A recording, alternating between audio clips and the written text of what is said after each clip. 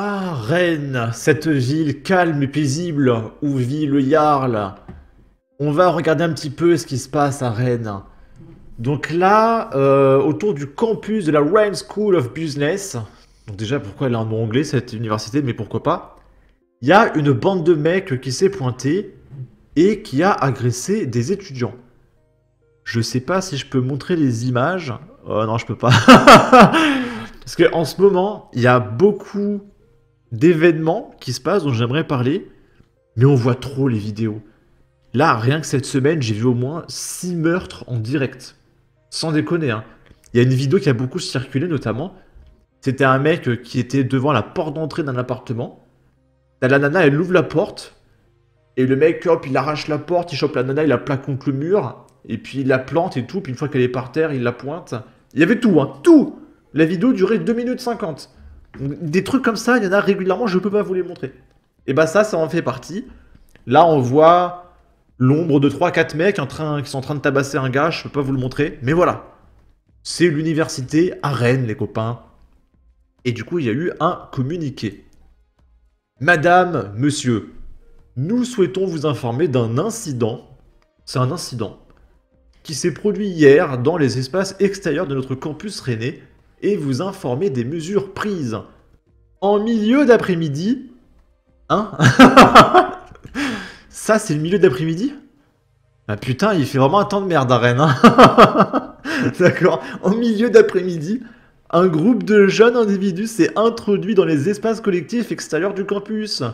Ils ont agressé plusieurs de nos étudiants, qui ont heureusement réussi à se réfugier rapidement à l'intérieur des bâtiments. À aucun moment les individus ne se sont introduits à l'intérieur de nos locaux. Dès que nous avons pris connaissance des faits, nous avons immédiatement vérifié l'état de santé, tant physique que psychologique, des étudiants concernés. Au nom de toute notre communauté, je leur ai exprimé tout notre soutien et leur ai assuré que nous porterions plainte pour les faits survenus. Nous travaillons en étroite collaboration avec les forces de l'ordre qui ont recueilli les témoignages nécessaires et des mesures supplémentaires seront prises pour renforcer la sécurité sur l'ensemble du campus. Nous tenons à vous assurer que la situation est sous contrôle, LOL, et que la sécurité de notre communauté reste notre priorité absolue. Aussi, afin de laisser les forces de l'ordre travailler dans les meilleures conditions, nous vous demandons de ne pas communiquer sur cet incident, notamment auprès des journalistes. Nous tenons à votre sécurité, d'accord? Mais ne parlez surtout pas de l'incident aux journalistes, il faut pas que l'extrême droite soit au courant, d'accord? Mais attention, on tient à votre sécurité, d'accord? Ok. Et c'est même pas seulement aux journalistes. Il ne faut pas non plus parler à des personnes extérieures à l'école. Et vous vous rendez compte? Ils veulent nous faire croire que leur priorité c'est la sécurité, c'est une blague.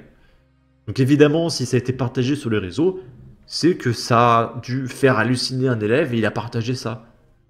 Vous voulez pas qu'on en parle? Bah tenez, je partage votre communiqué sur Twitter. Bon bref, nous vous tiendrons informés des évolutions en temps voulu et restons à votre disposition pour toute question ou clarification. Ok. Et il y a un mec qui dit, ce qui est drôle, c'est qu'il ne se rend même pas compte que toutes leurs actions violentes extrême droitisent la France. Ici, à Rennes, tentative d'assassinat en plein centre-ville. Un homme grièvement blessé. Mise à jour, une nouvelle fusillade sur fond de trafic de drogue. Les habitants sont inquiets, c'est de pire en pire. Avec nos gosses, on évite le centre le soir. Donc tout commence le 6 octobre, vers 3h45 la nuit dernière. Deux mecs casqués sur un scooter ont poursuivi une victime et lui ont tiré dessus. Touché à l'abdomen, le blessé a été transporté à l'hôpital en état d'urgence absolue. Et nouvelle fusillade le 7 octobre, donc littéralement le lendemain, tout va bien.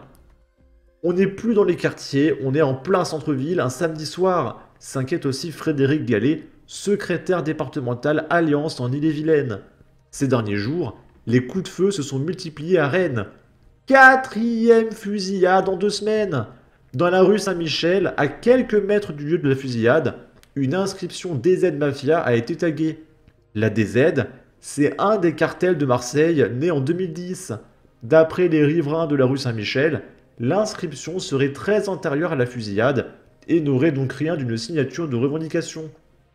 L'homme, dont le pronostic vital n'est heureusement plus engagé, il a été soigné par les impôts des Français, devait subir une opération chirurgicale.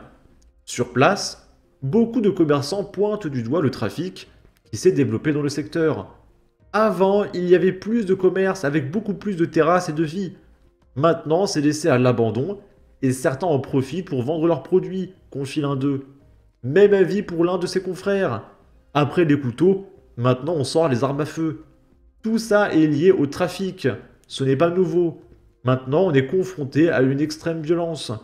Il faudrait qu'il y ait plus de sécurité, avec notamment plus de policiers dans le coin. On a peur. Dans la rue, ces événements ne manquent pas de faire réagir les passants. Tout ça ne nous donne pas envie de sortir, ce n'est pas rassurant. Il y a 2 ans, à l'entrée de la rue, un de nos amis s'est fait menacer avec un couteau pour avoir son téléphone. C'est vrai qu'en ce moment ça craint, c'est de pire en pire, constatent 2 jeunes, Axel et Giuliano. On a un sentiment d'insécurité croissant. Il y a de plus en plus de gens livrés à eux-mêmes qui ne sont pas encadrés.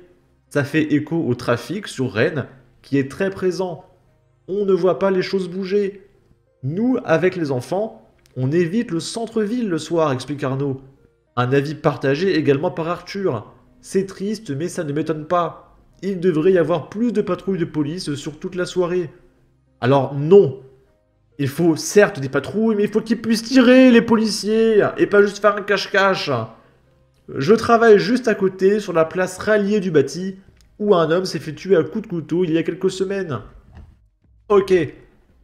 Ensuite, Rennes, fusillade, un homme de 37 ans blessé. Ce lundi 30 septembre, une fusillade a éclaté dans le quartier de Morpas à Rennes, près de la place du Gros Chêne. En plein jour, un homme de 37 ans a été blessé par balle aux jambes. Connu pour son implication dans des trafics, il a été pris pour cible par un groupe armé. C'était la 6e fusillade en 2 mois dans le secteur, gangrénée par la guerre des trafiquants.